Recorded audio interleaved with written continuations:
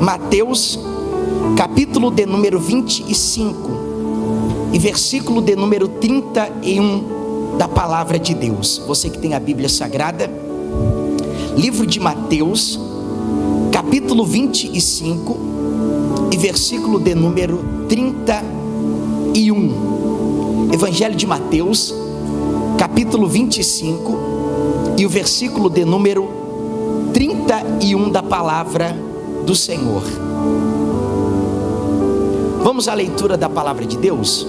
Diz assim: e quando o Filho do Homem vier em sua glória, e todos os santos anjos com ele, então se assentará no trono da sua glória, e todas as nações serão reunidas diante dele.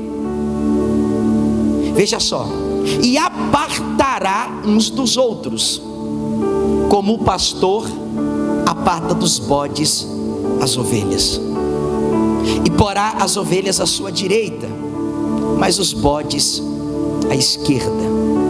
Então dirá o rei aos que estiverem à sua direita: vinde, benditos do meu Pai, possuí por herança o reino que vos está preparado desde a fundação do mundo. Porque tive fome e me destes de comer, tive sede e me destes de beber, era estrangeiro e hospedaste-me. Levante a sua Bíblia ou a sua mão e diga comigo: Senhor Jesus, me ensina e fale comigo pela tua palavra. Diga que o teu Espírito Santo, diga: posso usar o teu servo. Diga: fala, Senhor, porque eu quero ouvir a tua voz.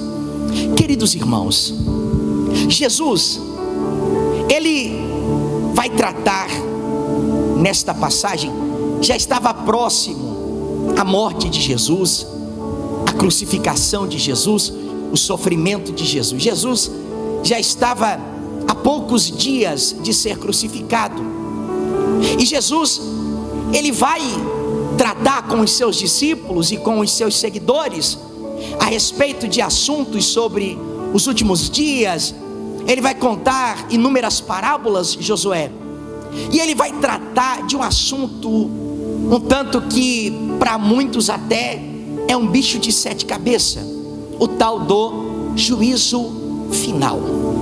É dito que se não houvesse um juízo final, também não poderia haver um Deus, porque tem pessoas nessa terra que são tão injustiçadas e aparentemente os seus algozes morrem sem ver sobre eles o cumprimento da justiça pelas suas transgressões e pelas suas práticas. Um exemplo, vou usar aqui alguns exemplos da história para você entender. A história conta que quando a famosa Alemanha nazista estava quase que em ruínas, aquele que era usado pelo diabo, Hitler, ele entrou dentro de um bunker em Berlim. Ele se casa com a sua amante, a Eva Braun, e ele, naquele bunker, ele comete suicídio. E é dito que o seu sucessor, o Joseph Goebbels, ele coloca fogo em seu corpo. E alguém poderia dizer: meu Deus, mas aquele homem fez tanta barbaridade, aquele homem cometeu tanta injustiça, aquele homem mandou matar mais de 6 milhões de judeus de formas cruéis. Teve um médico, inclusive ele morreu aqui no Brasil, um médico que fazia experimentos com as pessoas nos campos de concentração. Ele pegava braço de um, juntava em outro, ele tentava unir as pessoas, e ele fugiu aqui para o Brasil. Descobriram que ele veio para o Brasil porque ele teve, se eu não me engano, um infarto na praia e ele morreu. E depois foram conferir o nome e viram que era ele, desenterraram os seus ossos e realmente comprovaram que era um homem muito terrível. Só que aparentemente ele morreu, mas não pagou pelos seus erros. Ele morreu e e aparentemente ele não veio a juízo. E alguém diz assim: como pode isso? Uma pessoa que faz mal para tanta gente, mas não colhe aquilo que planta, não recebe sobre si aquilo que plantou. Querido irmão, se não houvesse um dia em que todo ser humano teria que prestar contas pelos seus atos, poderíamos dizer que Deus também não existe. Olhamos para o Brasil. A gente não precisa ir lá para a Alemanha nazista, não precisamos ir para a União Soviética de Stalin, não precisamos ir para a China de Mao Tse Tung, não, é só olhar para o Brasil. Quantos homens que têm governado o Brasil com caneta de ferro? Quantos homens que você olha para a pessoa, ela manda prender, ela manda soltar, gente morre na cadeia, pessoas que perdem posição, estudaram a vida toda, e esse homem aqui no Brasil, numa canetada, ele diz: a partir de hoje tu não é mais delegado, a partir de hoje tu não é mais nada, em uma canetada, e a sociedade já se revolta. Você vê, volta e meia, agora dia 18 morreu uma pessoa na cadeia, era um policial, se eu não me engano. Você vê pessoas que morrem, você vê pessoas que perdem os seus bens, e você diz assim: meu Deus, será que não vai ter um dia em que essa pessoa, ela vai ter que prestar conta dos seus atos? Querido irmão, de duas uma: ou a pessoa, ela vai prestar contas aqui nessa terra, ou ela vai ter que prestar contas diante de Deus. O ser humano, ele pode escapar da justiça do homem, mas ele não pode escapar da justiça daquele que tudo vê. O ser humano, ele pode escapar da justiça da terra, como foi os exemplos agora que eu acabei de citar. Ele pode não vir a julgamento aqui na terra. Alguns vêm, alguns até vão vir, alguns outros vão morrer. Só que tem um detalhe: um dia todo ser humano vai ter que prestar conta da sua vida diante de Deus. Jesus, você pode acompanhar comigo aí, por favor? Versículo de número 31. Veja só como é que Jesus ele começa. Diz assim: e quando o Filho do Homem vier em sua glória. Jesus estava se referindo ao quê? Jesus estava se referindo à sua segunda vinda. Jesus, ele iria morrer. Capítulos à frente, no capítulo seguinte, Jesus, ele já está diante de pessoas que estavam planejando tirar sua vida. No capítulo 26, um capítulo depois, Judas, ele consente em trair Jesus.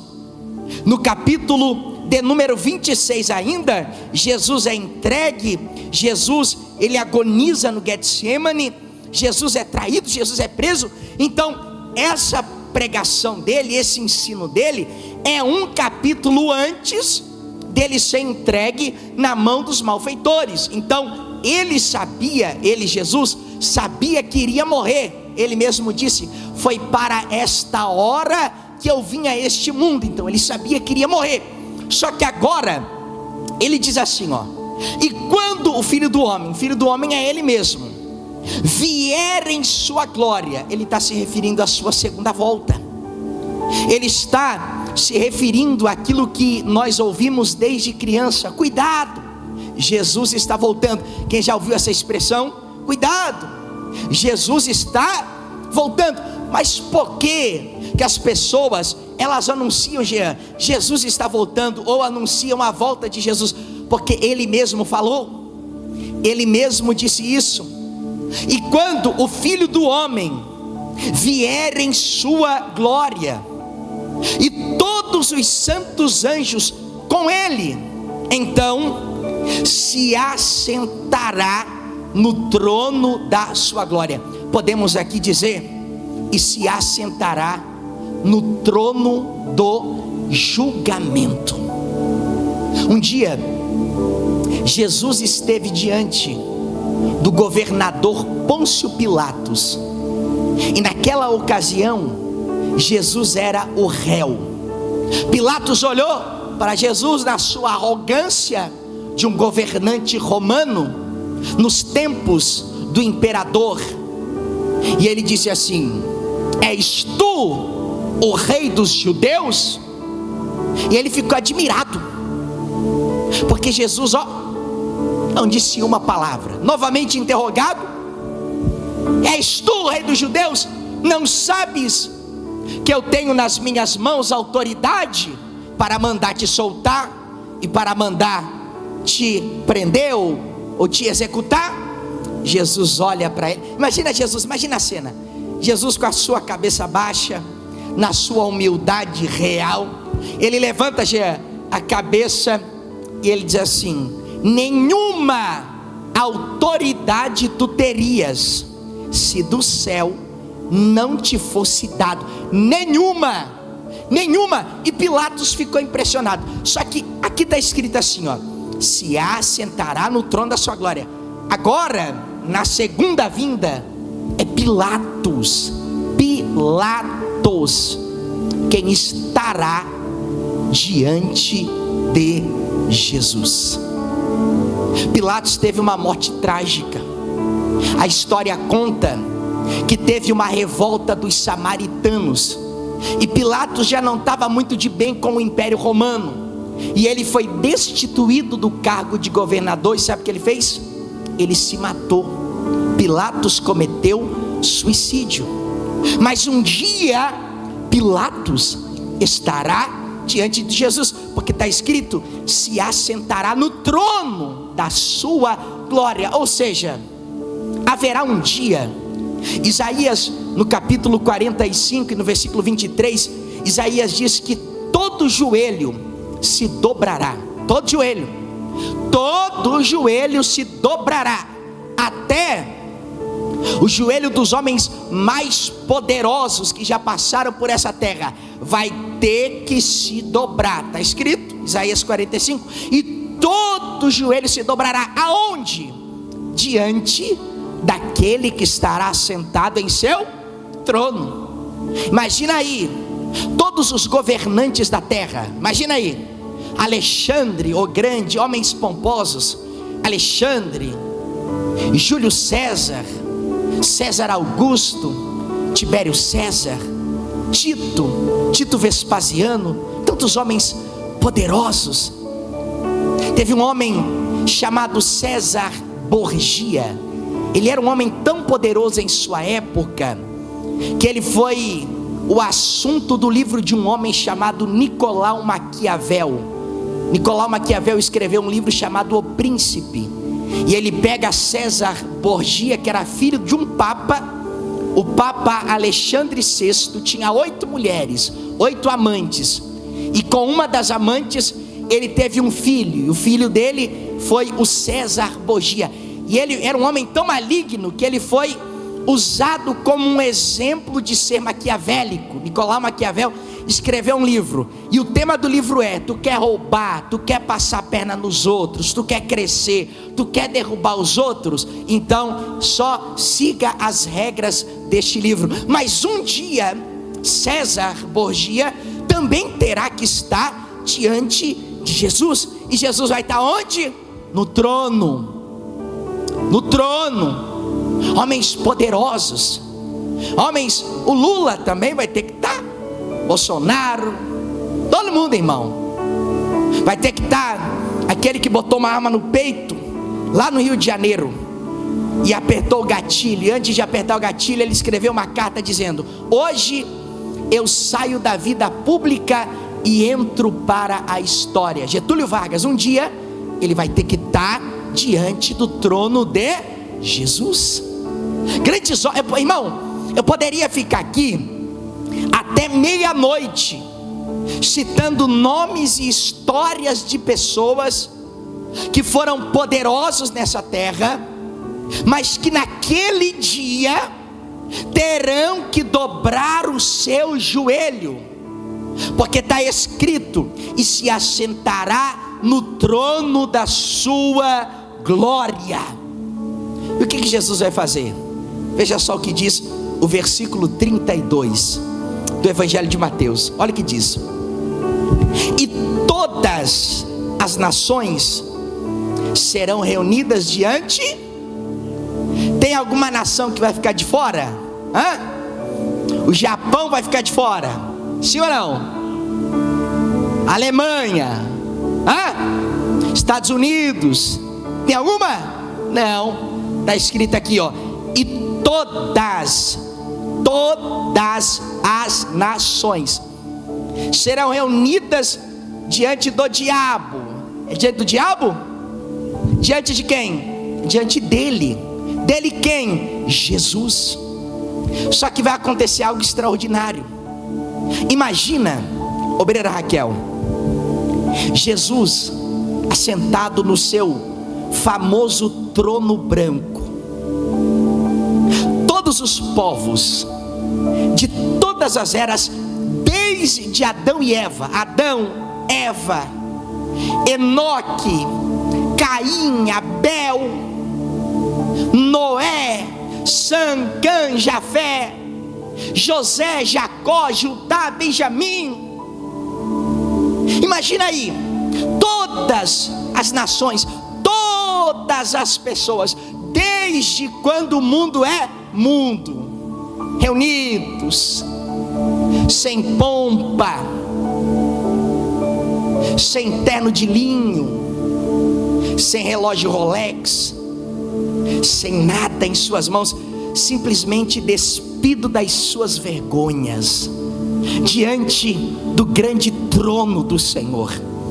E olha o que acontecerá, veja só: e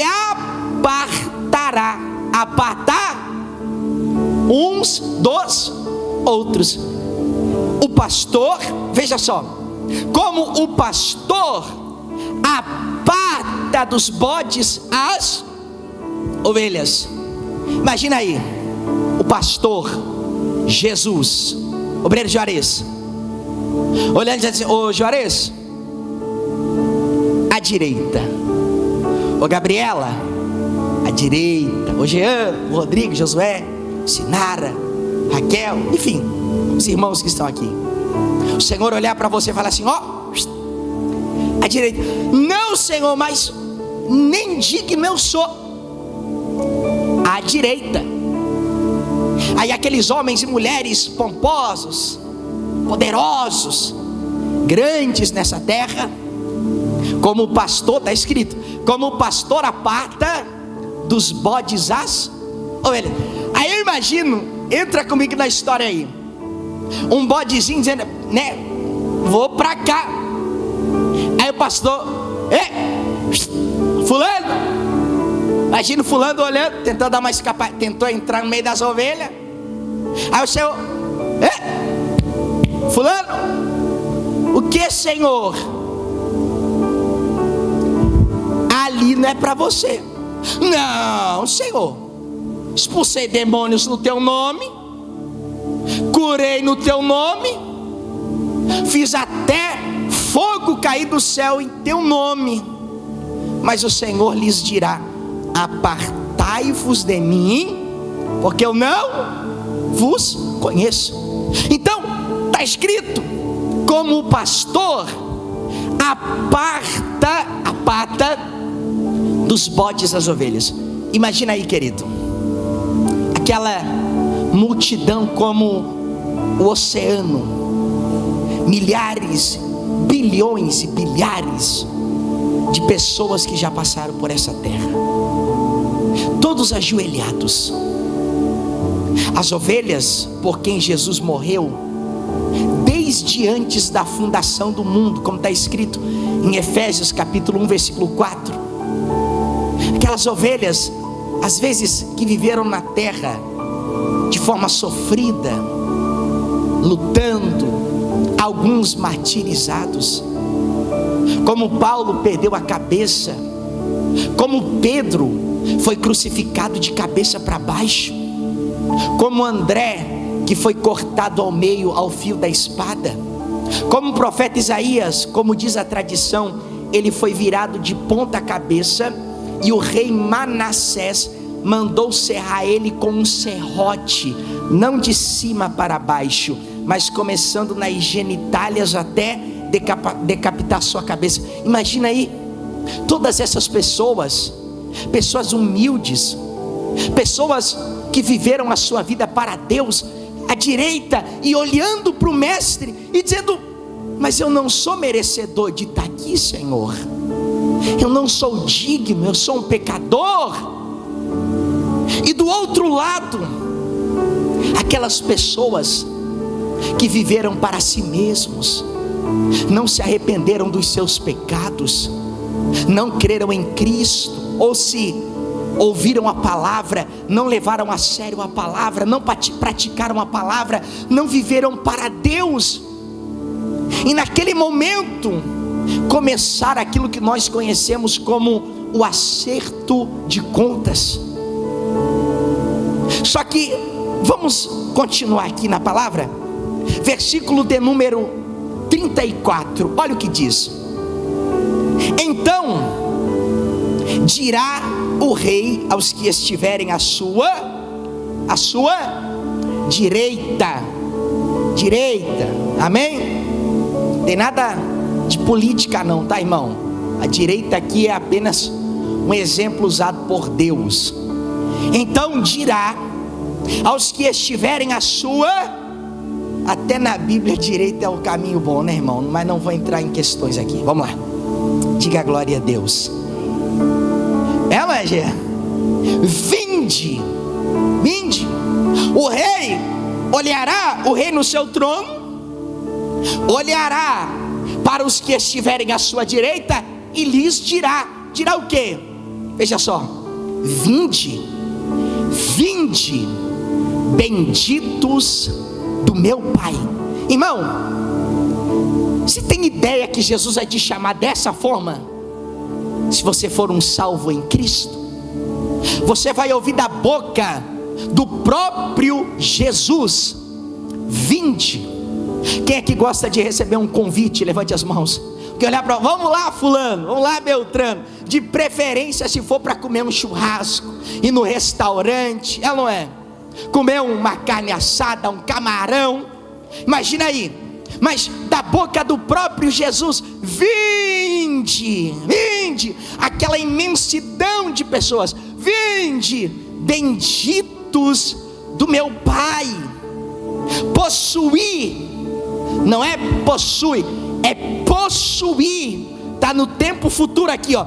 Possuir, tome posse por herança o reino que vos está preparado. Ou seja, o que eu vou receber no futuro já está preparado desde os tempos passados, como diz a Bíblia, antes da fundação do mundo. Só que aqui é interessante, Jesus vai dizer algo assim muito direto: porque tive fome e me destes de comer, tive sede e me destes de beber, era estrangeiro e hospedaste-me, estava nu e vestiste-me, adoeci e visitaste-me, estive na prisão e foste me ver. Aqui tem um detalhe interessante: então os justos lhe responderão: Senhor, como assim? Quando é que eu te vi com fome? Porque quem faz para Deus, ele não se sente como que Deus estivesse em dívida com ele. Um dia uma pessoa, acho que foi minha mãe e minha avó, falou assim: já contei essa história aqui, fulano lá, o irmão Silvio é o nome dele, ele falou que é muito grato quando a filha dele esteve doente, quando ela faleceu. Acho que foi minha mãe que falou isso, ou minha avó, não lembro. Falei: não, eu só fiz a minha obrigação, eu tinha que fazer aquilo. Era meu irmão na fé, era alguém que estava sofrendo, vendo a filha. Então eu não fiz mais do que a minha obrigação. E Jesus, ele diz assim: tive fome e me deixa de comer. E os justos, à direita, vão olhar para Jesus e vão falar: Senhor, Quando que eu fiz alguma coisa pelo Senhor? Aí Jesus diz assim, ó: todas as vezes que fizestes a um dos meus pequeninos irmãos, a mim o fizestes. Qual era o contexto disso? Jesus, ele não estava se referindo a todo tipo de pessoa com fome, porque são muitas. Todo tipo de pessoa presa. Tem gente que está preso porque infelizmente cometeu um crime. Jesus estava falando de pessoas com fome, sabe por quê? Porque por causa da perseguição e por não negarem a fé em Jesus, Jean, peguem isso, irmãos, tinham perdido casa, tinham perdido emprego, tinham perdido comida. Jesus estava dizendo para pessoas que por causa do nome dele, Jesus está falando a um grupo, não é toda pessoa que tem fome, e é justo que possamos ajudar todo aquele que tem fome. Só que nesse contexto do que Jesus está ensinando, Jesus, ele está falando do seu povo. Quando me vistes com frio, me agasalhastes, aquele povo que perdeu até a roupa do corpo por amor a Jesus. Jesus está falando assim, ó: estive doente, foste me visitar. Aquele povo que foi apedrejado, aquele povo que por não ter comida contraiu doença, foi jogado em um coliseu cheio de feras. É esse povo que é o povo de Deus, é o povo de Jesus. Aí Jesus olha para aquele irmão. O irmão não perdeu a casa, Jean, não perdeu família, mas colocou tudo em risco. Sabe para quê? Para visitar o seu irmão na cadeia. Aí Jesus diz: é, meu filho, estive preso. Eu estou sentindo um gozo tão grande da minha alma agora, não sei se tu está sentindo. E Jesus fala assim: eu tive preso e fostes me visitar, tomaste a minha dor. Não era Jesus, Jesus já estava no céu, mas aquele povo, é tão difícil, irmão, é só você ver no Brasil. Eu nunca falo, mas hoje eu vou falar. Não sou partidarista, mas hoje eu vou falar. Só você olhar para o antigo presidente da república, ver a situação dele, preso, doente. Aqueles que batiam nas suas costas, hoje dizem que não o conhecem. A vida é assim. E Jesus, ele traz esse contexto para o povo da época. Não conheço o coração do ex-presidente, não posso dizer se ele é crente ou não é. Isso aí é ele, Deus. Vou falar dos crentes do passado, aquele povo crente que estava sofrendo, e pessoas que também poderiam sofrer a mesma coisa, mas que diziam assim: Jean, eu vou visitar o meu irmão, ainda que eu perca a minha casa, ainda que eu perca tudo, mas eu preciso fazer o que é certo. Um dia uma pessoa falou para mim: pastor, que atitude nobre a tua. Eu fazia parte de uma igreja, primeira vez que eu vou contar isso publicamente, não há nada oculto que não seja revelado, e já passou do momento de eu falar publicamente. Muita gente já me pediu satisfação sobre isso. Eu fazia parte de uma igreja, e um dia eu fui visitar um irmão, porque esse irmão tinha saído da igreja. Quando eu cheguei até esse irmão falou: pastor, eu achei muito estranho, o irmão sai da igreja do nada. Falei: vou visitar esse irmão, é uma alma, contexto que aconteceu, vou visitar esse irmão. Eu fui visitar o irmão, lembro como se fosse hoje, mês de outubro de 2021. Cheguei até o irmão, falei: ô irmão, o senhor saiu da igreja? Aí o irmão começou a chorar. Sim, pastor, fui para outra igreja. Mas aí o irmão não aguentou, me chamou de canto. Ô pastor, vou te contar por que eu saí da igreja. Porque numa segunda-feira eu estava em casa, E o Espírito Santo disse: vai para casa, porque eu quero trazer à tona o que está escondido. E quando eu cheguei em casa, pastor, eu fui até o celular da minha esposa, e ela estava tendo um caso amoroso com o pastor da nossa igreja. Nunca contei isso, é a primeira vez que eu estou contando. Quando eu ouvi aquilo, eu falei: Senhor, eu preciso ajudar esse irmão, preciso cuidar dele. É uma alma que está ferida. Eu sabia que ia sobrar para o meu lado, eu sabia que ia ter consequências para mim, mas eu falei: Senhor, no contexto do que eu estou pregando, eu falei: Senhor, eu preciso cuidar dessa alma. É uma alma. Saí de lá, fui até o responsável e disse: olha, infelizmente aconteceu isso, isso e aquilo. O responsável empurrou pela barriga. Na sexta-feira, na quinta de noite, eu recebo uma ligação, e esse pastor pede para ter uma reunião comigo na sexta. Quarta, chegou quinta. Quando eu cheguei diante dele, eu falei: olha, só tem uma coisa que eu posso lhe dizer: se arrependa do que você fez, se humilhe diante de Deus, peça perdão para quem você feriu, para quem você machucou. É uma alma, é uma família que está destruída. Peça perdão para essa pessoa.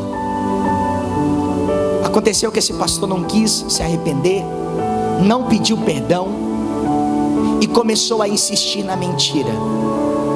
E eu falei: Senhor, eu preciso sair dessa igreja. Foi quando eu tomei a decisão, no dia 7 de maio de 2023, de sair da igreja que eu fazia parte. Muitas pessoas chegaram a mim e falaram: meu Deus, que atitude nobre. Eu falei: eu não fiz mais do que a minha obrigação, porque eu precisava cuidar de uma ovelha ferida. Eu precisava cuidar de uma alma que olhou dentro dos meus olhos e disse assim: ó, eu nunca mais coloco os meus pés dentro de uma igreja. Eu tive que chorar com aquela alma, eu tive que pregar para aquela alma, eu tive, como pastor, passar a diaconisa Gabriela o azeite nas feridas, o vinho para curar, e Jesus o curou. Queridos, os justos, e foi por isso que eu contei esse testemunho, ele nunca atribui a si mesmo o mérito por nada. Os justos olharam e disseram: Senhor, mas quando foi, Senhor, que eu te vi com fome, que eu te vi com sede, que eu te vi com frio? Quando, Senhor, que eu te vi preso? E Jesus lhes disse, e eu encerro: quando eu tive fome e destes de comer. Só que a Bíblia diz, e eu encerro agora, que Jesus olha para os da sua esquerda e ele diz assim: ó, eu tive fome e vocês não me deram de comer, eu tive sede e vocês não me deram de beber, eu estive preso e vocês não foram me visitar, eu estive doente e você não foi me ver doente.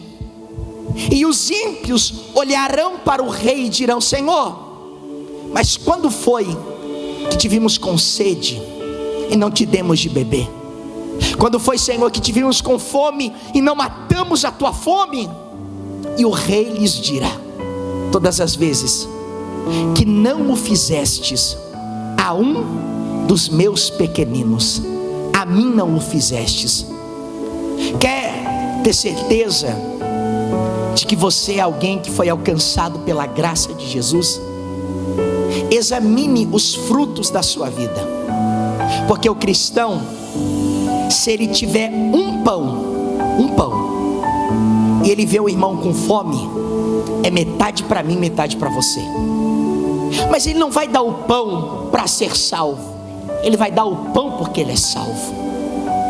O cristão, ele carrega dentro do seu coração a generosidade. Querido irmão, não esqueçamos que toda injustiça, eu me questionava muito e eu dizia assim: Senhor, por que as pessoas elas fazem coisas erradas e até parece que eles vencem na vida e eles prosperam e dá tudo certo para eles? Só que Jesus, ele ministrou algo muito forte ao meu coração. Ele fala assim: eu não te chamei para dar certo. Jesus falou para mim: eu não te chamei para dar certo. Eu falei: o Senhor me chamou para quê? Para fazer o que é certo. Talvez o que você está fazendo aparentemente não está crescendo, não está avançando, não está dando resultado. Mas quer um conselho? Continue fazendo o que é certo. Deus não vai te deixar desamparado. Deus vai te ajudar. Fique de pé. Deus vai estender as mãos para você. Deus vai te abraçar. Querido, haverá um dia, o que para muitos vai ser um terror, para nós vai ser um motivo de alegria. Quando o Senhor olhar para nós e dizer: benditos do meu Pai, vinde, benditos do meu Pai. Que voz você quer ouvir no último dia? Que voz que você quer ouvir da boca de Jesus? Vinde, benditos do meu Pai, entrai para o reino que vos foi preparado desde antes da fundação do mundo. Levante as suas mãos agora, feche os teus olhos, liga o seu pensamento em Deus neste momento e fale com o Senhor através deste louvor.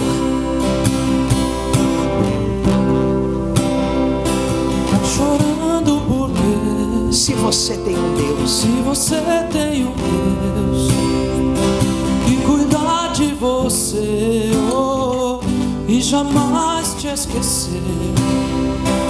Ele sabe de tudo que você está passando e mandou te dizer que Ele está cuidando. Lembrar de onde você veio e aonde que você chegou.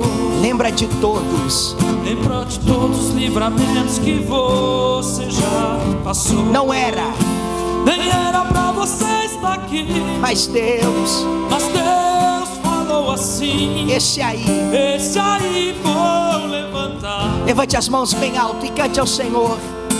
E onde colocar a mão eu vou abençoar. Não chore, não chore, quem cuida de você não dorme. Levanta, tem muita gente que te ama. Deus mandou te dizer que vai acontecer. Deus mandou te falar que tudo vai passar. Lembrar de onde você veio e aonde que você chegou. Lembra de todos. Lembrar de todos os livramentos que você já passou. Não era, nem era pra você estar aqui, mas Deus falou assim: esse aí vou levantar. E onde colocar a mão eu vou abençoar. Não chore, quem cuida de você não dorme. Não levanta, tem muita gente que te ama. Deus mandou